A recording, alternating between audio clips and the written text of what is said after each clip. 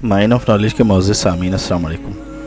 ہماری اس ویڈیو میں ہم دہلی سلطان جو ہندوستان پہ حکومت کرتے رہے ہیں اور جنہیں خاندان غلامہ یا سلیف کنگ ڈائنیسٹی کہا جاتا ہے، ان کے خاندانی پس منظر کے بارے میں آگہی دیں گے۔ ساتھ ہی ہم بتائیں گے کہ سلطان التتمش کے 40 چہیتے مشہور غلام جو بہادری اور طاقتور اثر رکھتے تھے وہ کون تھے، اور ان کے ساتھ بلبن نے کیسے نمٹا جب وہ اس کی حکومت کے لیے خطرہ بنے۔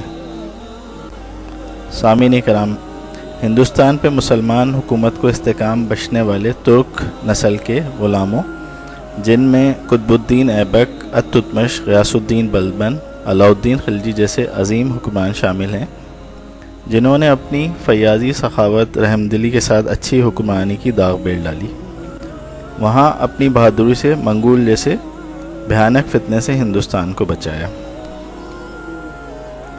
سامعین کرام، التتمش کے 40 ناز پروردہ مشہور غلام تھے اور ان کے پورے گروہ کو دی 40 یا ترکان چہلگانی کہا جاتا تھا۔ التتمش کی وفات کے بعد یہ گروہ ایک مجلس میں جمع ہوا اور انہوں نے ایک دوسرے کی مدد اور اعانت پر شدید قسمیں کھا کے ہندوستان کی حکومت آپس میں تقسیم کر لی۔ یعنی ہند کے مختلف علاقوں میں ان کی حکومت تھی اور یہ ہر علاقے میں بہت طاقتور ہوا کرتے تھے، اور ترکان خواجہ تاش کے نام سے اپنے گروہ کو مشہور کیا۔ ان برادران سیاسی کا یہ اتحاد کچھ بہت دنوں نہ قائم رہا اور تھوڑے ہی زمانے میں ان میں سے ہر ایک غرور و تکبر کے نشے میں سرشار ہو کے خود پرستی کا دم بھرنے لگا۔ ترکان خواجہ تاش کے گروہ میں غیاث الدین بلبن کو سب پر فتح حاصل ہوئی۔ بلبن اس گروہ کا سب سے طاقتور شخص ثابت ہوا۔ بلبن نے تخت سلطنت پہ بیٹھتے ہی سب سے پہلے اپنے خواجہ تاش رقیبوں ہی پر ہاتھ صاف کیا اور اس گروہ میں جس کو ذرا بھی ابھرتا ہوا دیکھا اسے فوراً دبا دیا۔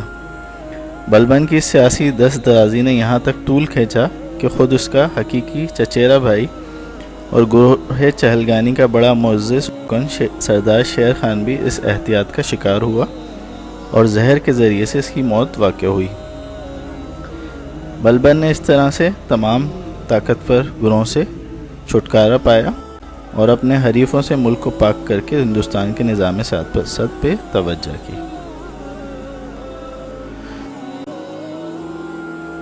سامعین کرام، اگر ہماری ویڈیو پسند آئی ہو تو اس کو چینل کو سبسکرائب کر لیجیے اور بیل آئیکن کو کلک کر لیجیے۔ Thank you.